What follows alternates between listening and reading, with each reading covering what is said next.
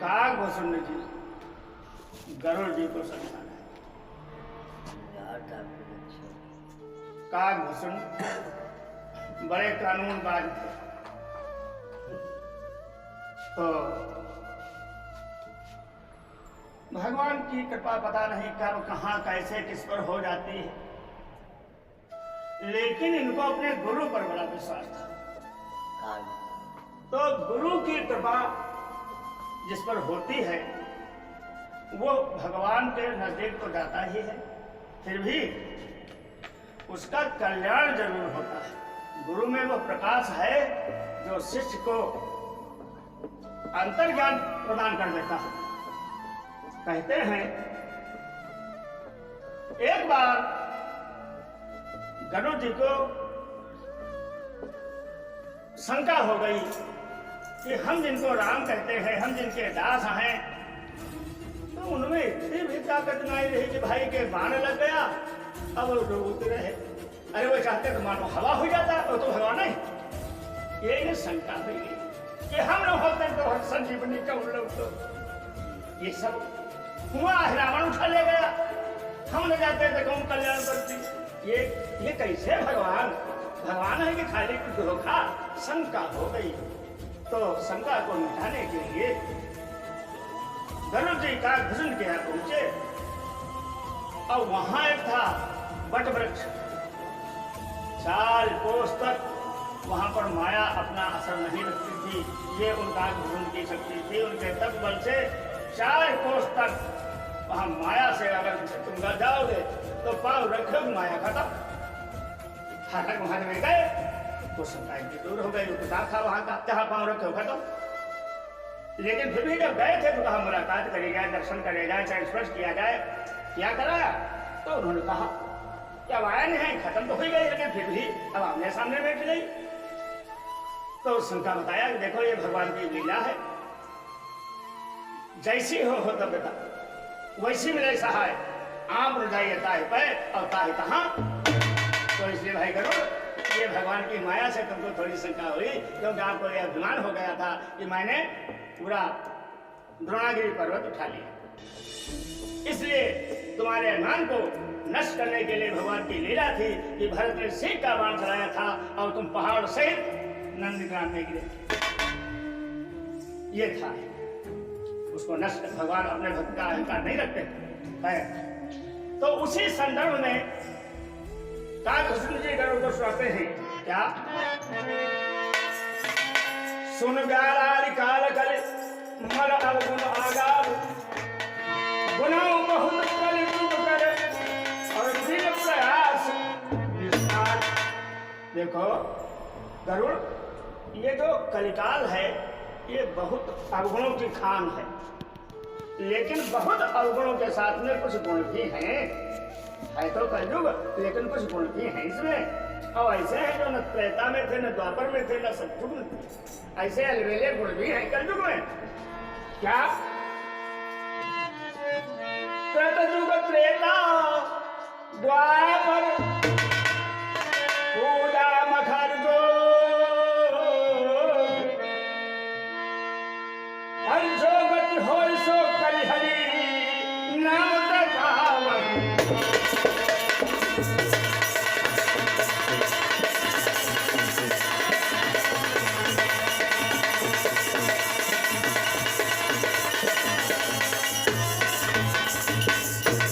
काकभूषण ने कहा कि सतयुग में यज्ञ करने से 10,000 वर्ष तपस्या करने से जो फल मिलता था, सच्चे मन से एक बार भी राम का नाम अगर तुम ले लोगे तो उतना ही फल तुमको मिल जाएगा। ये है कलयुग की बड़ाई, अच्छाई। और देखो कृतयुग सब जोगी विज्ञान करि हरि ध्यान।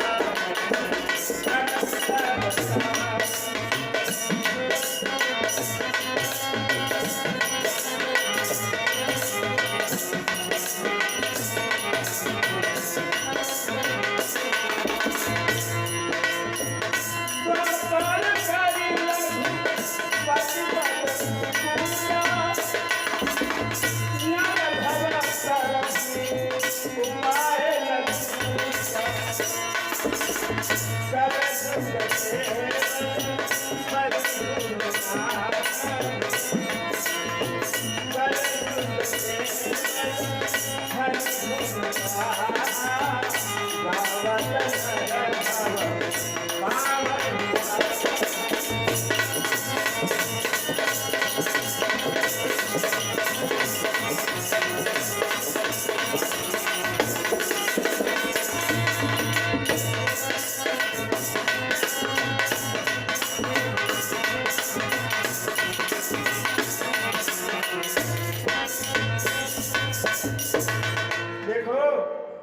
कहते हैं कलयुग में स्कूल में तुम एक और नाम ना जाओ,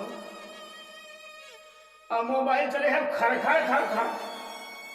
भाई मोबाइल में सब पढ़ाई लिखा देखे हो कोपड़ा कैसे चलाओ, स्कूल मुंह नहीं देखे, मोबाइल चलाओ कैसे इंजीनियर।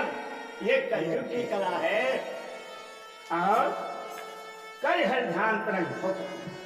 केवल 2 मिनट 5 मिनट का भगवान का ध्यान करना। पढ़े लिखे वाले सर्व तुम आइए, ये कलयुग की अच्छाई।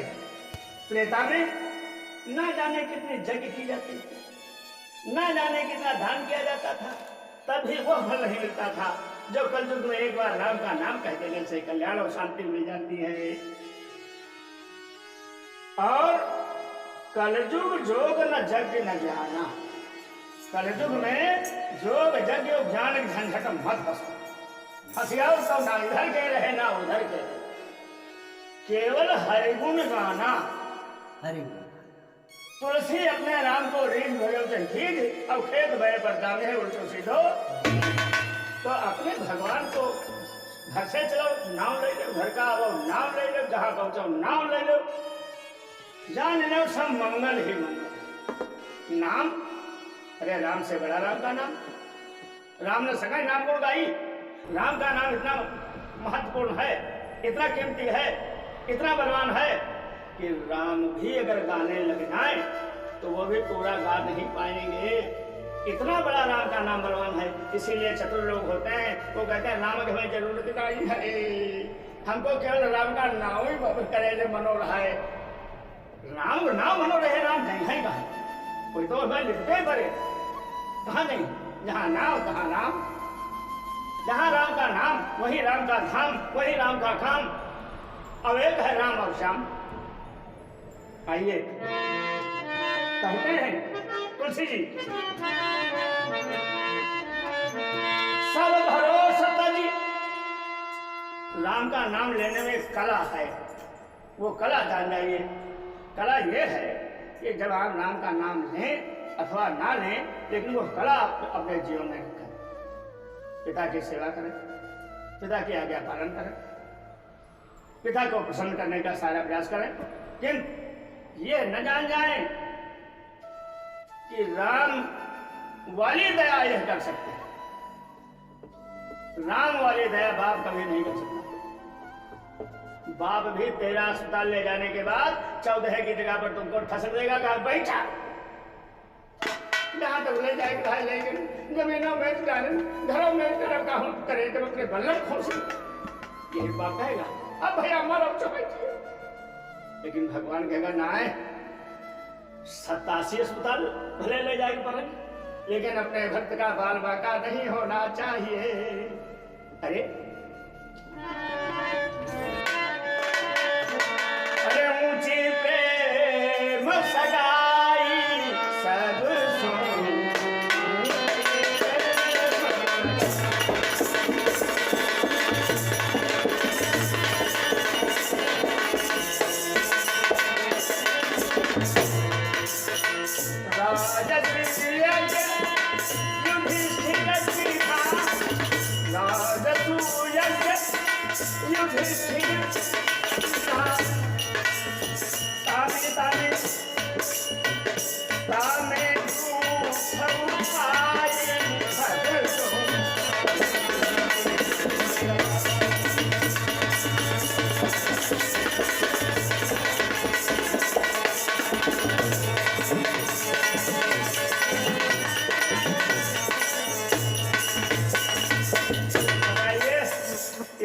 ने किया जगी, कन्हैया जी उठा रहे पत्थर, तो बाप के प्रति आपका पूरा कर्तव्य होना चाहिए, निष्ठा होनी चाहिए। किंतु राम और राम का नाम, राम का काम, वो सारे संसार में अलग ही महत्व रखता है। इसलिए तुलसी कहते हैं सब भरोसा सत्ता, महतारी बाप भाई बहनी रुपया पैसा घर मकान सबको छोड़कर उनका सहारा छोड़ दो, तुम्हारे मौके पर वो काम नहीं आएंगे। सब भरोसा सत्ता जी, जो भज राम ही, अरे प्रेम समेत गावत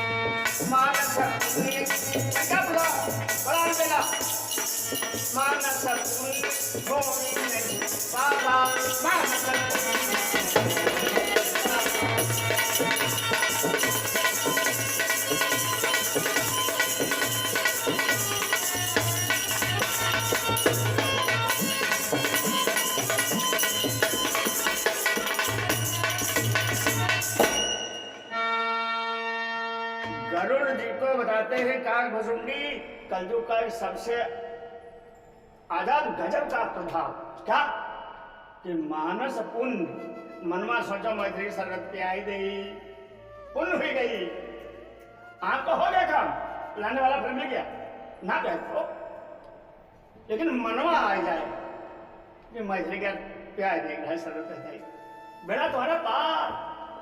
अब मन में आ जाए मैत्री को तो डाली, हाथ तो डाली, भाई सुना जाइए, पाप नहीं लगेगा। मनवा आने से पाप नहीं और मनवा आने से पुण्य हो जाएगी।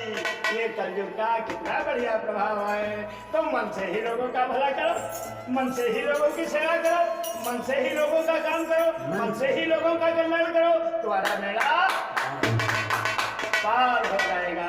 इसीलिए लिखा तुलसी ने क्या, कलयुग सम नहीं